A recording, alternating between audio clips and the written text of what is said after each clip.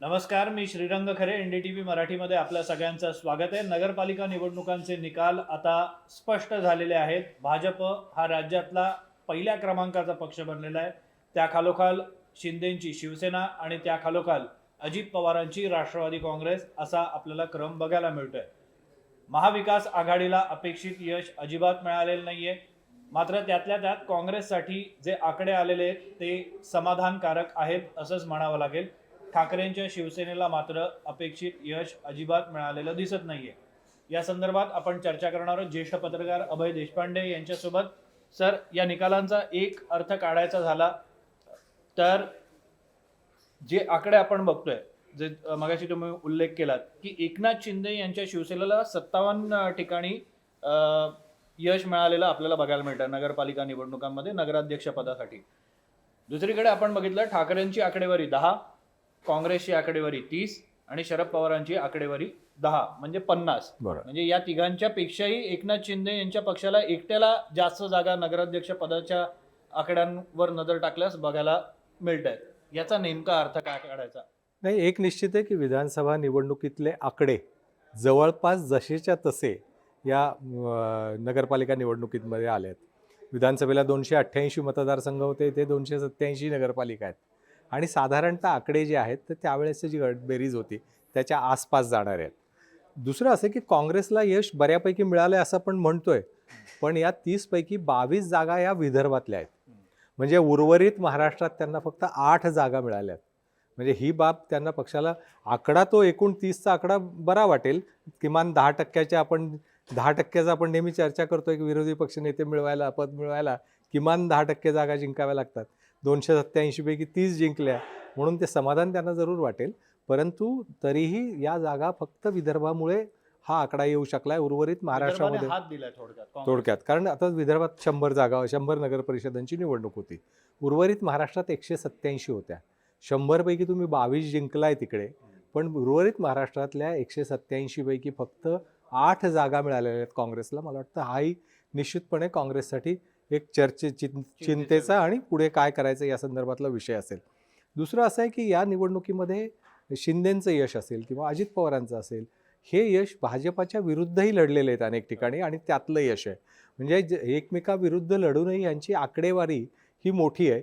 परंतु यांच्या स्वतंत्र लढण्यामुळे जी मतविभागणी होणार होती त्याचा फायदा उचलण्या एवढाही सक्षम विरोधी पक्ष नव्हता किंवा तो त्या ताकदीने या निवडणुकीमध्ये उतरला नाही. हे जे आपण वारंवार सांगत आलो आहे त्याचा परिणाम आता आकड्यांमध्येही दिसतोय. जर या निवडणुकीमध्ये काँग्रेस काही प्रमाणात परिश्रम घेतले त्याचा आकड्यात रूपांतर झालेलं दिसतंय, काही प्रमाणात का होईना. परंतु शिवसेना आणि राष्ट्रवादी काँग्रेस शरद पवार या दोन्ही पक्षांचे नेते या निवडणुकीपासून बऱ्यापैकी दूर राहिले. स्थानिक नेतृत्व जिथे बळकट होतं, तिथे सक्षम होतं, तिथे त्यांना थोडंफार यश मिळालं. अदरवाईज तसं मोठं यश मिळालं नाही. आणि जेव्हा तुमचा प्रतिस्पर्धी पूर्ण ताकदीने उतरतो तेव्हा तुम्हाला तिथे काही ना काही बळ देणं. आता त्या भाजपाबरोबरची लढत ही थोडीशी विसंगत वाटते, कारण त्या ज्या पद्धतीने भाजप लढते तेवढा तुम्ही सगळ्या गोष्टी तिकडे नाही देऊ शकत. तेवढी विरोधी पक्षात राहून तुम्हाला तेवढी कुवत नसेल तरी किमान त्या मतदारसंघांमध्ये जाऊन त्या प्रचारासाठी जाऊन तिथल्या लोकांना मोबिलाईज करणे, कार्यकर्ते काही नाराज होऊन घरी बसलेले असतात त्यांना कामाला लावणे, आपल्या पक्षातले मतभेद कमी करणे, याच्यासाठी जे प्रयत्न करायला पाहिजेत त्याच्यासाठी राज्य पातळीवरचं कोणीतरी मोठा नेता तिकडे जावा लागतो. त्या दृष्टीनेही प्रयत्न झालेले नाहीत. सगळं लक्ष मला वाटतं मुंबई महापालिकेकडे लागलेलं दिसतंय त्यांचं. त्याच्यामुळे या निवडणुकीमध्ये मोठी पिछेहाट झाली आणि त्याचा परिणाम येणाऱ्या महापालिकेवर निश्चितपणे होऊ शकतो, कारण कार्यकर्त्यांचं मनोबल अशामुळे खचू शकतं. मला वाटतं की हा एक महत्त्वाचा घटक या निवडणुकीमुळे पुढे आलेला आहे. आता आपण या कार्यक्रमाचं नावच दिलंय की आता दोष कोणाला देणार म्हणून. विरोधी पक्षांकडे आता नेमका कोणता मुद्दा उरलेला आहे की आमची जी पिछेहाट किंवा त्यांची जी पिछेहाट झालेली आहे त्या पिछेहाटीला जबाबदार नेमकं कोणाला धरायचं? कारण आतापर्यंत वोट चोरी, EVM वर संशय अशा मुद्द्यांमुळे त्यांनी लोकांच्या मनात एक खरंच असं असेल का असा एक संशयाचा किडा नक्की निर्माण केलेला होता. पण या निवडणुकांनंतर हे चित्र बदललेलं बघायला मिळेल का? आणि जर तसं बदललेलं असेल तर आता विरोधकांकडे कोणतं डोकं आहे ज्याच्यावर ते हे खापर फोडतील? नाही, मला तर आत्तापर्यंत ज्या आलेल्या प्रतिक्रिया आहेत त्या तुम्ही जे मुद्दे बोललात त्याच स्वरूपाच्या आहेत. एक प्रतिक्रिया आली की EVM मध्येच काहीतरी गोंधळ आहे. अच्छा. हां. दुसरी प्रतिक्रिया आली की ज्या पद्धतीने या निवडणुकीमध्ये अफाट पैशाचा वापर झाला, सत्तेचा गैरवापर केला गेला, हे आरोप झाले. आता हे आरोप काही पहिल्यांदा होत आहेत असं नाही. दुसरं असं आहे की बोगस मतदान असेल, दुबार मतदान असेल, या निवडणुका नगरपालिकेच्या असतात त्या अतिशय छोटे प्रभाग असतात. तिथे प्रत्येकजण प्रत्येकाला ओळखत असतो. अशा ठिकाणी दुबार मतदार, बोगस मतदान याचा काही फारसा परिणाम होत नाही, कारण एकमेकांना ओळखणारी लोकं मतदानाला येत असतात त्या प्रभागात. दुसरा मुद्दा आला सत्तेचा आणि पैशाचा वापर. एक निश्चित आहे की या निवडणुकीमध्ये जेवढा पैसा दिसला ना, तेवढा आत्तापर्यंतच्या नगरपालिकेमध्ये निश्चितपणे कधीही दिसला नव्हता. म्हणजे अनेक ठिकाणी तशी चर्चा व्हायची की जेवढे हा खर्च करतायत तेवढं नगरपालिकेचं बजेट तरी आहे का? इथपर्यंत त्याचा खर्च झाला, वापर झाला आहे. पण सगळाच काही मतदार विकला जात नाही हो. तसं असलं असतं तर मंत्र्यांची बायको पराभूत झालेली दिसते, कुठे महत्त्वाचे उमेदवार पराभूत झालेले दिसत आहेत. अशा ठिकाणी मग तिथे वापरलं नाही का? तिथले मतदार काही प्रलोभनाला बळी पडले नाहीत का? आणि म्हणजे एकीकडे पैशाचा गैरव्यापार झाला म्हणतो आपण, त्यावेळेस आपण मतदारच भ्रष्ट झाला आहे असं म्हणत असतो. म्हणजे असं नाही होत. त्यावेळेस ज्यावेळेस तुम्ही लढता तेव्हा तुमच्या मागे लोक उभे राहतात. तुम्हीच निवडणूक सोडून दिल्यानंतर लोक उभे राहतील का? आज विदर्भामध्ये काँग्रेसला एवढं बऱ्यापैकी यश मिळालं. ते यश काय जे मिळाले त्या नगरपालिकांमधल्या लोकांना तिकडे हा पैसा ओतला गेला नाही आहे का? केला असेल तरी, पण काही गणितं असतात, तिथले स्थानिक नेते असतात, त्यांचा त्या निवडणुकीवर प्रभाव असतो. आणि नगराध्यक्षपदाची थेट निवडणूक सुरू झाल्यापासून एक गावात एक प्रतिष्ठित प्रतिमा असलेल्या व्यक्ती, अशा व्यक्तींना उमेदवारी दिली जाते. ज्यांचा कनेक्ट आहे लोकांशी, अशा लोकांना उमेदवारी दिली जाते. आणि मग निश्चितपणे त्याचा परिणाम त्या निवडणुकीत होत असतो. कारण निवडणुकीचा कॅनव्हास जेवढा मोठा होतो तेवढं पक्षाचंही वजन पक्षाचाही प्रभाव त्या निवडणुकीवर पडत असतो आणि उमेदवारांचाही असतो. अशा वेळेस उमेदवारांची निवड, तुमच्याकडे उमेदवाराचे असणारे पर्याय, या सगळ्या गोष्टी असतात. आणि दुर्दैवाने अशा निवडणुकांमध्ये जर तुम्ही सोडून दिल्या तर पक्षाचं नवीन पिढी ती तयार होत असते कार्यकर्त्यांची, ती तयार होत नाही. मग त्या अशा कार्यकर्त्यांच्या निवडणुकीमध्ये जर तुम्ही त्यांच्या पाठीशी उभे राहिलात, त्याला बाकी काही नाही तर किमान लढ म्हणून गेलात सांगायला, तरी ती पिढी तयार होत असते. मला वाटतं की या दृष्टीने आता येणाऱ्या महापालिका निवडणुकीमध्ये तरी काही कोर्स करेक्शन यांच्याकडनं होतं का? कारण असं आहे की या निवडणुका झाल्यानंतर पुन्हा 4 वर्ष जी आहेत ना, कुठल्याही निवडणुका नाही आहेत. या 4 वर्षामध्ये आत्ता जे तुम्हाला निवडणुकीत तुम्ही जे कार्यकर्ते तयार कराल, त्यांना बळ देण्यासाठी, त्यांना संघर्षासाठी तयार करण्यासाठी मला वाटतं की या निवडणुका अतिशय महत्त्वाच्या असणार आहेत. आणखी एक सगळ्यात महत्त्वाची गोष्ट जी इंटरेस्टिंग होऊ शकते येणाऱ्या काळामध्ये, की या निवडणुकीच्या आधी मोठ्या प्रमाणावर इन्कमिंग या सत्ताधारी पक्षांनी म्हणजे महायुतीतल्या घटक पक्षांनी केलेलं होतं, ते करत होते महापालिका असतील किंवा अन्य निवडणुकांसाठी. आता जेव्हा हे निकाल लागलेले आहेत, ज्या ठिकाणी निकाल लागलेले आहेत त्या ठिकाणचे नगरसेवक, त्या ठिकाणचे पदाधिकारी, त्या ठिकाणचे कार्यकर्ते हे स्थिर राहतील, पक्ष बदलणार नाहीत, अशी कितपत खात्री देत आहेत? बिलकुल खात्री देता येणार नाही, कारण सत्तेच्या सावलीत जायला सगळे उत्सुक असतात. आणि ज्यावेळेस आपलं पक्षाचं नेतृत्व जेव्हा गलित गात्र झालेलं दिसतं, तेव्हा स्वाभाविकच कार्यकर्त्यांकडून वेगळे निर्णय घेऊ शकतात. म्हणजे आजसुद्धा मगाशी बोलताना शिवसेनेच्या प्रवक्त्या म्हणाल्या की हे जे अपक्ष निवडून आलेले आहेत यातले बरेचसे लोक आमच्याकडे येत आहेत त्या आघाड्यांचे. म्हणजे आता त्यांचा डोळा फक्त त्यांच्यावरच असेल नाही असं नाही आहे, तर निवडून आलेले नगराध्यक्ष असतील, हे असतील, त्यांनाही आपल्याच छावणीत घेण्याचे प्रयत्न होतील. कारण जिल्हा परिषद निवडणुका येणार आहेत, त्यावेळेस त्या तालुक्यातल्या ठिकाणचा तालुका मुख्यालयाचा नगराध्यक्ष आपल्याबरोबर आला आहे, याच्यामुळे त्या भागामधलं एक वातावरण बदलण्याचा परत प्रयत्न होऊ शकतो. आता हे इनकमिंग जे आहे ना, ज्याला मुनगंटीवारांनी आमच्याकडे पण सध्या त्यांनी सांगितलं की शनी शिंगणापूरसारखे दरवाजे नसलेले घरं आहेत. म्हणजे थोडक्यात काय की कोणालाही प्रवेश दिला जातोय. मला वाटतं भाजपाची रणनीती 2014 पासून अतिशय स्पष्ट आहे की येणारे लोक आम्हाला आवश्यक आहेत का, त्यांच्यामुळे आमचं ताकद वाढणार आहे का, याच्यापेक्षा समोरच्या बाजूचं किती नुकसान होणार आहे याची गणितं मांडून लोकांना ते घेत आहेत. काही लोकांना पदं मिळतात, काही लोकांना नाही मिळत, परंतु त्यांना सत्तेच्या सावलीत घेऊन. आणि काय झालं की अनेक वर्ष सत्तेत राहिलेल्या लोकांची कुठे तरी काही गोष्टी हितसंबंध अडकलेले असतात आणि अशा लोकांना सत्तेच्या छत्रछायेखाली जाण्यात अधिक रस असतो. अशा वेळेस पहिलं मला वाटतं की विरोधी पक्षांसमोरचं पहिलं टास्क किंवा पहिलं आव्हान जे असणार आहे ते निवडून कमी आलेत, ते आलेले तरी आपल्याबरोबर राहतील याची खात्री त्यांना त्याच्यासाठी प्रयत्न करावे लागतील. याशिवाय जे आता मॉरल खचलं असेल या सगळ्या निकालामुळे, ते महापालिका निवडणुकीपूर्वी याच्यातून बाहेर पडावं लागेल. आता या म्हणजे मुंबईचं सांगायचं झालं तर मुंबईमध्ये काँग्रेस स्वतंत्र लढते. आता काँग्रेस वंचितला बरोबर घेते. अशा वेळेस ज्या तिरंगी लढती होणार याच्यात काय परिणाम होणार आहेत? तर या दृष्टीने मला वाटतं की पुढच्या काळामध्ये सगळी मोर्चे बांधणी करावं लागेल. कारण शिवसेना ठाकरे गटाची तर एक निश्चितपणे रणनीती दिसत होतीच, ज्याचा उल्लेख मी सकाळी पण आपली मतमोजणी सुरू होण्यापूर्वी केला, की मुंबई महापालिका सलामत तो नगरपालिका 50 अशा भूमिकेतून त्यांनी सगळी ही निवडणुकी लढवलेली आहे. आता ती किमान महापालिका सलामत राहील या दृष्टीने मला वाटतं त्यांना पुढच्या काळात प्रयत्न करावे लागेल. कारण हे सत्ताधारी पक्ष जे आत्ता वेगळे लढलेत ते मुंबईत परत एकत्र येऊन लढणार आहेत. म्हणजे ती लढाई तशीच असणार आहे आणि त्या लढाईमध्ये आणखी त्या निवडणुकीपूर्वीच अधिक कुंपणावर बसलेले थोडेसे अस्थिर झालेली मंडळी आपल्यापासून दुरावणार नाहीत ना, याची काळजी त्यांना पुढच्या काळामध्ये घ्यावी लागेल. आता आणखी हायपोथेटिकल प्रश्न आहे, कारण हे इफ अँड बट आहे. होऊ शकतं, काय होऊ शकतं हे माहिती नाही, पण आपण एक अंदाज बांधण्याचा प्रयत्न करत असतो. महाविकास आघाडी ही आधीच खिळखिळी झालेली आहे. काँग्रेसनं वेगळं लढण्याचा निर्णय घेतलेला आहे. आता या निकालानंतर काँग्रेस या मानसिकतेत जाईल का, की आपण एकटं लढूया, जिथे शक्य होईल तिथे एकटंच लढत जाऊया, तेच आपल्यासाठी फायदेशीर आहे आणि राज्यभरात हे पडसाद उमटताना आपल्याला बघायला मिळतील का? काय झालं की एक म्हणजे पराभवाची मालिका सुरू होते. कारण यशाला अनेक धनी असतात. पराभवाचं कोणी त्याचं पातक आपल्या डोक्यावर घ्यायला तयार होत नाही. दुसरं एक होतं की काँग्रेस हे काय, आणि असं वाटत होतं उद्धव ठाकरेंच्या पक्षाला की ते आपल्या बॅगेज आहे, एक्सिस बॅगेज. आज काँग्रेसचा जनाधार तिथेच दिसतोय. परंतु तुमच्याबरोबर आलेला जो मतदार होता तो काही प्रमाणात दुरावतोय. अशा परिस्थितीमध्ये महाविकास आघाडी एकसंघ राहणं अधिक हिताचं आहे. परंतु आताच्या निवडणुकीत असं झालं की त्याच्यासाठी त्याग करायची तयारी लागते. कारण कुठलीही आघाडी किंवा युती ही अपरिहार्यतेतून निर्माण होते आणि मग त्याच्यात लार्जर इंटरेस्ट आणि दीर्घकालीन उपाय त्याच्यासाठी बांधणीसाठी त्याचा प्रयत्न करावा लागतो. तो प्रयत्न ते करणार आहेत का? मला वाटतं की ही बाब महत्त्वाची असेल. परंतु आत्ताची जर सगळी वक्तव्य लक्षात घेतली तर म्हणजे शिवसेना ठाकरे गटाकडून वक्तव्य आलं की महाविकास आघाडी ही फक्त लोकसभा आणि विधानसभेपूर्वी पुरतीच मर्यादित होती.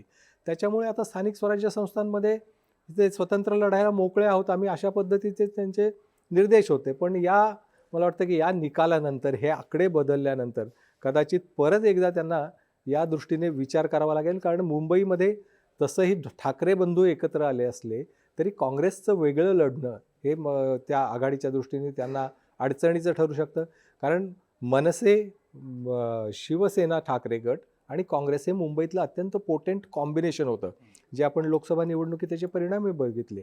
विधानसभा निवडणुकीतही महाराष्ट्रात पाणीपत झालं तरी मुंबईचे निकाल तेवढे वाईट नव्हते महाविकास आघाडीचे. म्हणजे ठाकरेंच्या बाबतीत सांगायचं झालं तर महाराष्ट्रातले जे 20 आमदार त्यांचे निवडून आलेत त्यातले 10 एकट्या मुंबईतले आहेत. त्याच्यावरनं त्यांची ताकद म्हणजे मुंबईमध्ये हे एकसंघ राहिले तर त्याचा फायदा होऊ शकतो. पण आता काल तर काँग्रेसनी चेन्नईला काल त्यांनी जाहीर करून शिक्कामोर्तब करून टाकलं की आम्ही स्वबळावर लढणार आहोत. अशा वेळेस मग किमान तुम्ही स्वबळावर लढणार असाल तर एक स्ट्रॅटेजिक अलायन्स नावाचा एक प्रकार असतो की बाबा जिकडे तुमची ताकद जास्त आहे तिथे आम्ही केवळ आमचा उमेदवार रिंगणात उतरवायचा आहे म्हणून उतरवणार नाही. जिथे आम्हाला निवडून येण्याची शक्यता जास्त आहे तिथे तुम्ही उमेदवार देऊ नका. अशा पद्धतीने जर काही स्ट्रॅटेजिकली पुढच्या काळामध्ये जर करायचं त्यांनी ठरवलं तर मग त्याचा थोडा बहुत फायदा होईल आणि या निकालामुळे कदाचित त्या दृष्टीने विचार होऊ शकेल. आणखी एक सगळ्यात महत्त्वाची बाब जी प्रकर्षानं जाणवली ती म्हणजे शरद पवार ज्या पद्धतीनं कोणतीही निवडणूक असेल अत्यंत गांभीर्यानं घेतात.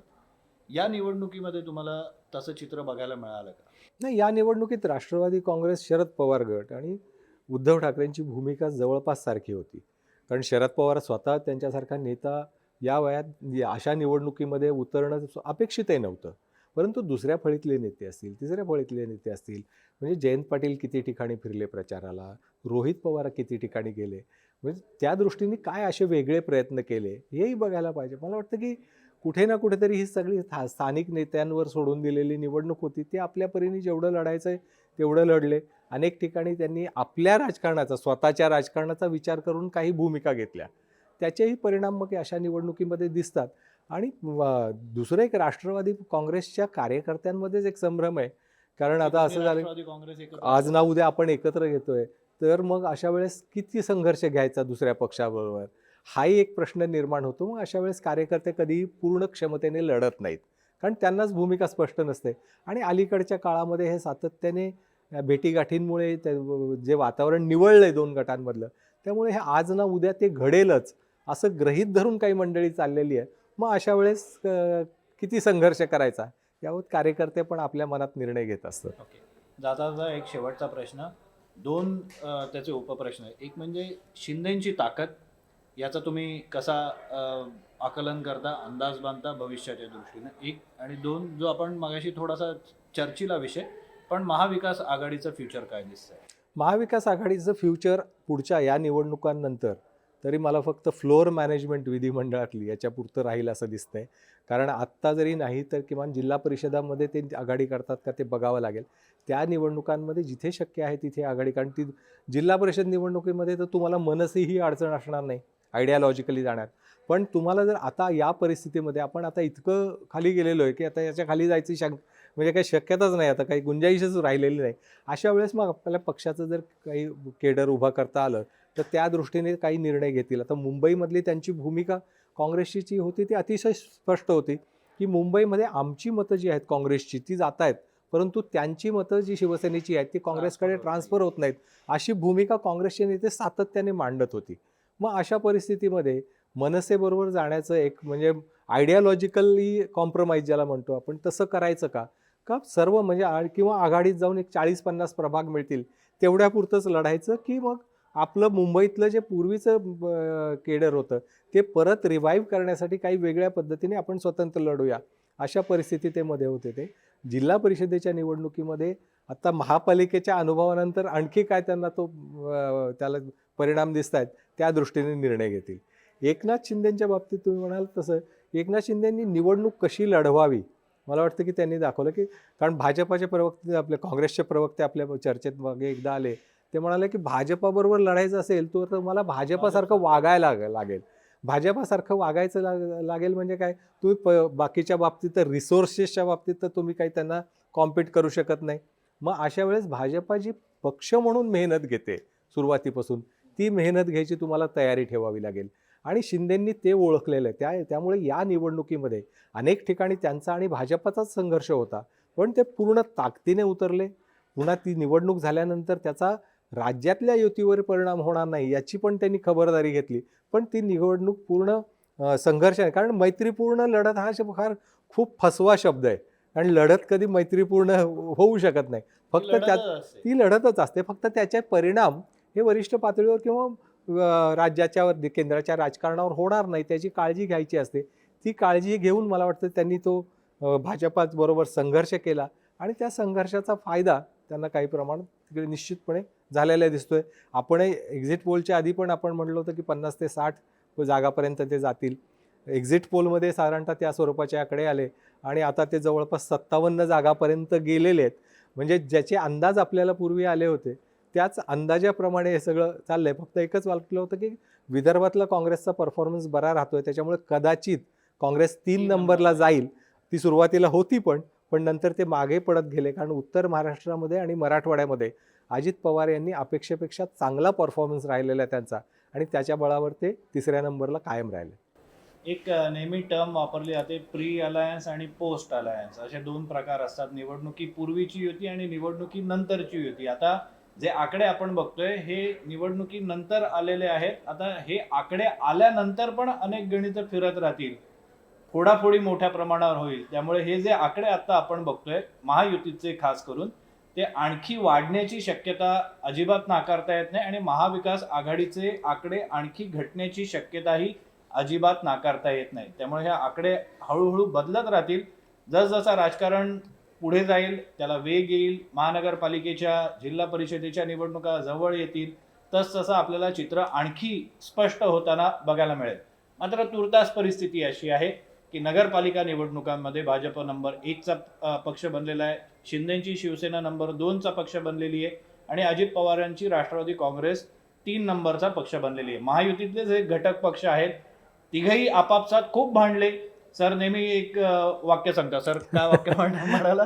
आपस में लढो सारे बढो. हा, त्या पद्धतीने हे तीनही पक्ष आपापसात लढले आणि हेच तीन पक्ष एकमेकांची भांडून का होईना पण वाढलेले आपल्याला बघायला मिळतात. सगळेच वाढले ते. सगळेच वाढलेले आहेत आणि हेच या संपूर्ण निवडणुकीचं एका वाक्यामध्ये जर आपल्याला विश्लेषण करायचंय तर हे अशाच पद्धतीचं विश्लेषण आहे.